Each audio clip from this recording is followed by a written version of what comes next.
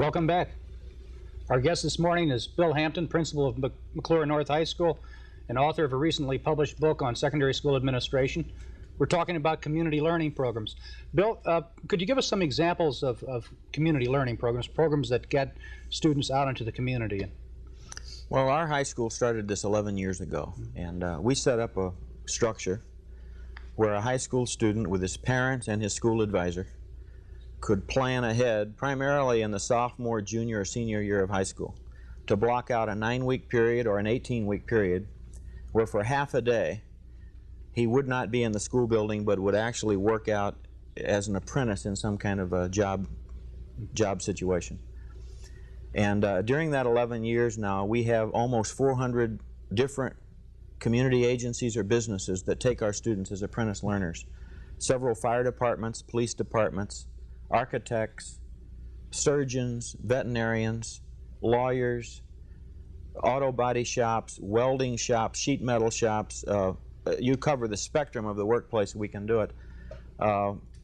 It's really been an interesting experience to me to go down to the community learning room and sit in on their, when they have a day in. 4 days they're out as apprentices, 1 day they're in a school. When does this happen, in the 10th grade or 11th grade? Or? Well, primarily 11th and 12th grade, because the parents and the students have to work out their transportation arrangements. We're able to transport a few of the students by school bus who have close-in placements. But most of the students' placements can range out across the metropolitan area. And because transportation is a factor, it tends to be older students. But that makes sense. A 9th or 10th grader may have a great interest in doing this, but we have many placements that have certain prerequisites. The veterinarians that we work with really expect the students to have some anatomy, some courses in animal behavior, some courses in mammals, biology, and they also would like them to have chemistry. So the students really do get real involvement, don't they? I mean, it's not just come here and sit off in the corner of my office and watch me work. It's almost a total involvement. It's an immersion, and we've got the program set up in a way so that when we enlist a community sponsor, it's very clear what our expectations of them are. And we expect them to really let the student enter into the work and participate in it. And many of the employers, I feel, actually treat them as employees and let them get totally involved. Now, of course, there are work situations where they have to remain as observers and maybe be of some help. A veterinarian doing surgery certainly gets help from a student, but it's primarily observation in a learning situation. But he may be able to help that veterinarian in other ways around his shop. One classic student that I recall just a few years ago was going to drop out of school. He was a sophomore boy who hated school, which is not unusual. No. And his mother, out of desperation, finally ended up in my office crying. What am I going to do? He's leaving and he won't stay in school.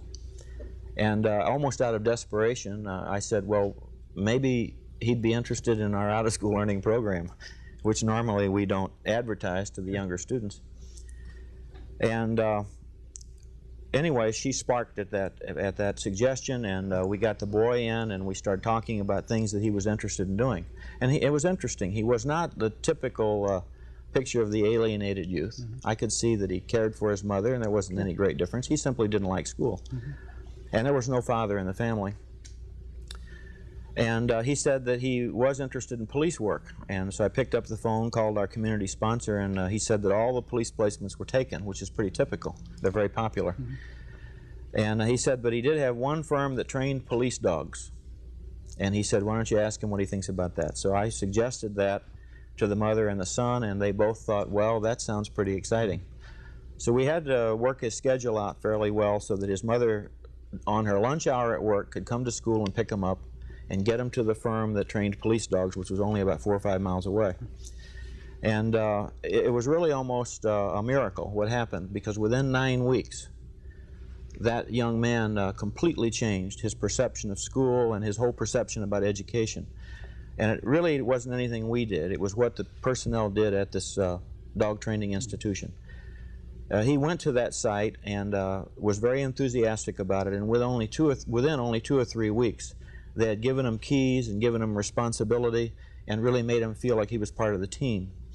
But what he realized with those men was that the men who were training those dogs were highly trained, highly skilled people who had tremendous communications ability, most of whom had not only graduated from high school but had some junior college or even college graduates, trained in behavioral psychology and in animal behavior. And he was very impressed by the fact that they'd had so much background, and they almost worked on him daily to get him convinced that he should stay in school and graduate. And he came back a much more motivated student, changing his whole idea, taking many more advanced courses. And I think having some link now between school and the future, that's really a tough link for an adolescent to make. To keep saying to an adolescent, stay in school, it'll pay off later, that's a vague statement. It's far too vague for many of them. We're going to have to take a break again. We'll be back in 1 minute. Stay with us, folks.